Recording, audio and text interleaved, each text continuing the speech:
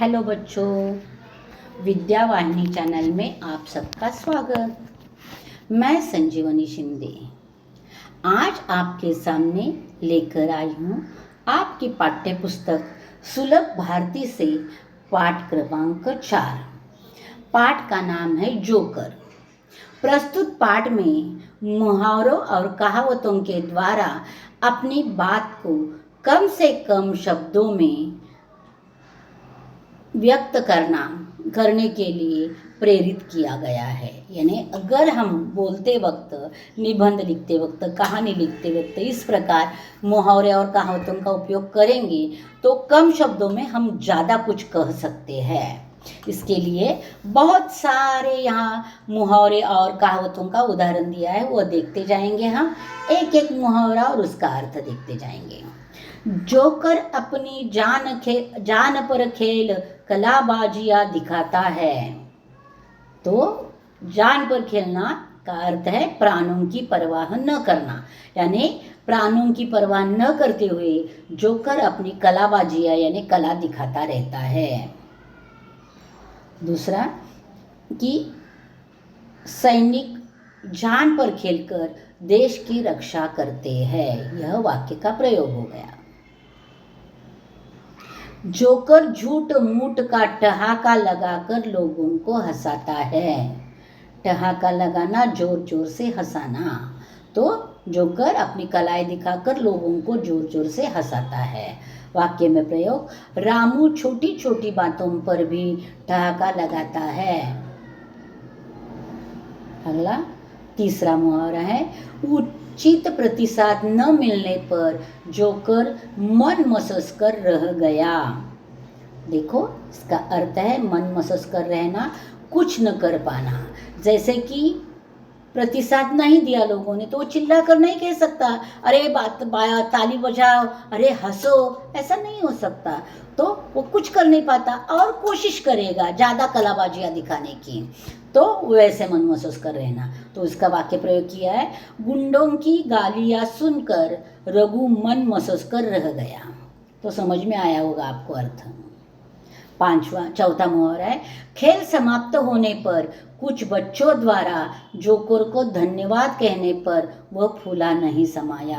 यानी जब खेल समाप्त हुआ तो कुछ छोटे छोटे बच्चे जोकर के पास चले जाते हैं और कहते हैं, धन्यवाद जोकर, आपने बहुत अच्छी तरह से कलाबाजियाँ दिखाई और हमें हंसाया। यह बात सुनकर जोकर फूला नहीं समाया। फूला न समाना का मतलब अर्थ है अत्यधिक खुश होना, यानी वह बहुत खुश होता है। फिर इसका वाक्य, सालों बाद अपने बच्चे को देखकर माँ फूली न समाई, ने बहुत खुश हो गई। पांचवा, एक बच्चे को अपनी नकल करते देखकर जोकर दंग रह गया। यानी दर्शक जो थे उसमें एक बच्चा था जो जोकर जैसी कलाबाजियाँ कर रहा था, और जब यह जोकर देखता है तो वह दंग रह जाता है। दंग रह जाना यानी आश्चर्यचकित होना, यानी जोकर आश्चर्यचकित होता है, अरे मेरे जैसी कलाई कर रहा है। वाक्य में उपयोग, पापा जी ने लाई मिठाइयाँ देखकर बच्चे दंग रह गए। फिर छठा, जोकर शोर मचाने वाले बच्चों को आंखें दिखा रहा था। आंखें दिखाना का मतलब होता है गुस्सा होना, कि मैं कलाबाजियाँ दिखा रहा हूँ, मेरी कला की ओर ध्यान दो, ऐसा कहना था। इसके लिए वह आंखें दिखाता है। इसका वाक्य में प्रयोग है, मेहमानों के घर बच्चों की शरारत देखकर माँ आंखें दिखा रही थी। अब इसके बाद जो है 7 और 8 नंबर पर वह मुहावरा नहीं है, कहावत है। और हमेशा याद रखना, कहावत जो है वह आपको सिर्फ अर्थ पूछा जाता है, वाक्य नहीं पूछा जाता। तो सिर्फ कहावत का अर्थ याद रखना।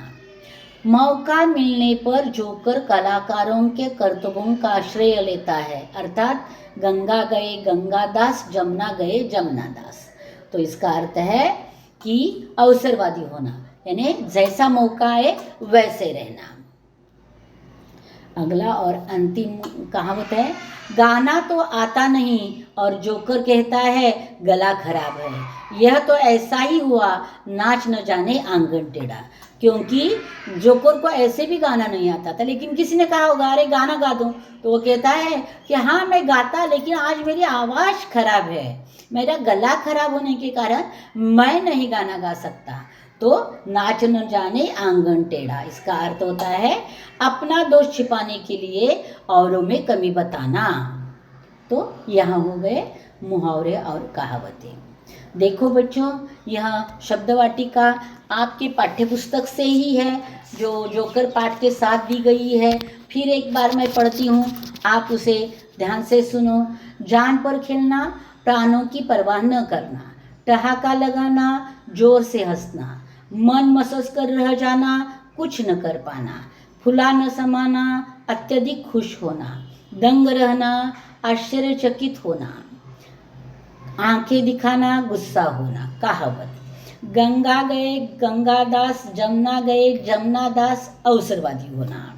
नाच न जाने आंगन टेढ़ा, अपना दोष छिपाने के लिए औरों में कमी बताना।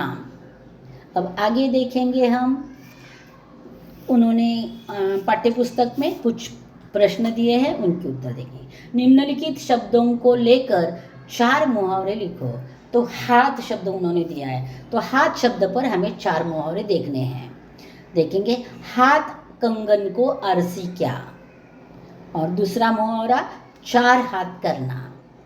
तीसरा मुहावरा हाथ साफ करना। और चौथा मुहावरा हाथों हाथ लेना। 4 मुहावरे मैंने बता दिए हाथ से संबंधित। अब विचार मंथन, गागर में सागर भरना, इसके बारे में मैं बता रही हूँ। गागर में सागर भरना का अर्थ होता है कम शब्दों में बहुत ज़्यादा आशय कहना। इसके लिए बोलते वक्त मुहावरे और कहावतों का उपयोग किया जाता है।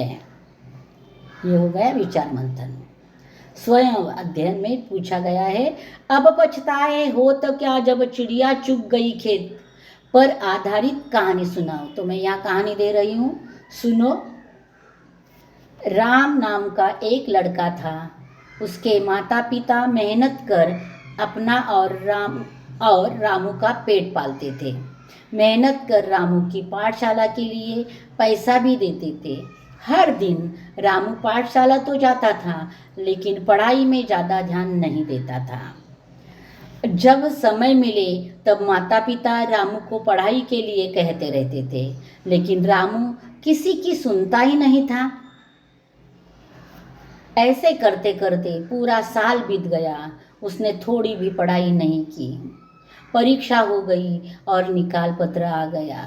रामू के कर्मों का फल रामू को मिला था। रामू असफल हो गया था। अपना निकाल पत्र देखकर उसे बहुत बुरा लगा। घर में आकर रामू रोने लगा। तब माँ बोली, अब पछताए हो तो क्या जब चिड़िया चुग गई खेत। जब समय था तुमने पढ़ाई नहीं की, अब रोने से क्या फ़ायदा। आने वाले समय में पढ़ाई करो और सफल हो जाओ। यह कहानी मैंने सुना दी है बच्चों। आगे है, जरा सोचो बताओ, यदि साइकिल तुमसे बोलने लगी तो क्या बोलेगी। मैं हूँ साइकिल, 2 साल पहले मैं तुम्हारे घर आई तो मैं नई थी। तब तुम बिल्कुल ही मुझे दूर रखते थे। तुम मुझे लेकर नई जगहों में घूमे। यह सब देखकर मैं भी बहुत खुश थी। मैं तुम्हारे घर आ गई हूँ। तुम मुझे बहुत साफ सुथरा रखते हो, पानी से धोते हो, कपड़े से पोंछते हो, और यह सब मुझे भी बहुत अच्छा लगता है। अब देखेंगे, हमें सदैव ध्यान में रखो, हमें सदैव प्रसन्न रहना चाहिए। हम प्रसन्न हैं तो हमारा मन खुश रहता है। अगर मन खुश हो तो हम जो भी काम करें वह अच्छा ही होता है। कोई कठिन काम हो या मुसीबत हो, हमारा दिमाग उस पर अच्छी तरह काम करता है। यह सब होता है जब हम प्रसन्न हैं। हमारी सेहत अच्छी रहती है और हम हमेशा खुश रहते हैं। इसीलिए हमें सदैव याद रखना चाहिए कि हमें प्रसन्न रहना चाहिए। देखो बच्चों, यहाँ एक चार्ट दिया गया है जो आपकी पाठ्यपुस्तक में है। शब्द देना है शब्द देना है और वह है कमल। देखो कमल फूल दिया है तो उसका पहला शब्द है कमल, तो उसका पहला अक्षर आ गया क, वर्ण दिया है ल, और दूसरा दिया है आम तो उसका अंतिम अक्षर है म, तो शब्द बना कलम। दूसरा शब्द है कागज, तो उसका पहला अक्षर है का, वर्ण दिया है ज, और तीसरा जो शब्द दिया है चित्र दिया है महल, तो उसका हो गया महल। तो ल, तो पहला का ज ल शब्द बन गया काजल। अगला यह है किताब, बीच वाला वर्ण है सा और तीसरा चित्र है चिन्ह, तो न आ गया, तो की सा न। पहला चित्र है किला, तो की आ गया, वर्ण दिया है म और यहाँ सात दिया है तो त, की म त, तो शब्द बन गया कीमत। फिर आगे जाकर काजल, किसान, कीमत, तो आगे जाकर कुदाल, टी और चार, तो कुटीर, तो कुटीर बन गया। फिर कूड़ादान, झरना, बीच वाला वर्ण दिया है क, तो शब्द बन गया कूकना। फिर अगला शब्द है कट्यार, वर्ण म और तीसरा चित्र फूल, तो कमल शब्द बन गया। अगला शब्द बनेगा, दिया है केला, बीच वाला क और अंतिम कड़ा दिया है, तो कंकड़ा बन गया। अगला बनेगा कैमरा, ला और कंपास, तो कैलाश बन गया। फिर आएगा कोट, नल, तो उससे बनेगा कौशिक, और अंतिम है कंघी, ग और कान, तो बनेगा कंगन। तो इस प्रकार मैंने शब्द बनाकर लिखवा कर दिए हैं, अपनी नोटबुक में अच्छी तरह से लिख कर रखो। तो बच्चों, अंतिम पाठ की शुरू में यह मुहावरा दिया है, एक घर का चित्र है, एक मुर्गी का चित्र है और अंतिम में लोग हैं बहुत सारे, तो घर की मुर्गी जो है दाल है, तो दाल दिया है, तो घर की मुर्गी दाल बराबर 9 + 2 = 11, तो 9 2 11। इस प्रकार भी मुहावरों को लिखा जाता है। तो ऐसे भी कुछ मुहावरे अगर आपको मिले तो आप ऐसे भी चित्रों के सहारे उन्हें दिखा दो। और इस प्रकार यहाँ यह जो पाठ है वो मैंने समझा दिया है। अब यहाँ मैंने किसी भी पाठ में मैंने समझा नहीं दिया है, क्योंकि यहाँ आपको लिखना है 2-3 वाक्यों में कि इस पाठ से आपने क्या समझा है, तो उसको लिखना आपका काम है। अगर नहीं समझा तो फिर एक बार वीडियो पूरा सुनो और 2-3 वाक्य सिर्फ लिखना है, वो लिख डालो। अच्छे से हिंदी में, शुद्ध और स्वच्छ हिंदी में लिखो। तो बच्चों, यहाँ ये पाठ पूरा हो गया है और मैंने पाठ का स्वाध्याय पूरा दिया है, स्वयं अध्ययन दिया है, पूरा स्वमत दिया है, सब कुछ मैंने दिया है। आपकी पढ़ाई बहुत आसान कर दी है। सिर्फ आपको बार बार इस वीडियो को सुनना है और उसे ठीक से अपनाना है। बस अब मैं यहाँ रुकती हूँ। अगला पाठ लेकर मैं जल्दी आऊँगी, तब तक इंतज़ार में रहना। और अगला पाठ है लेकर आ रही हूँ मैं 5वां पाठ, आओ आयु बताना सीखो। तो आयु बताना सीखो, यह पाठ लेकर मैं जल्दी आऊँगी, तब तक इंतज़ार में रहना। धन्यवाद बच्चों।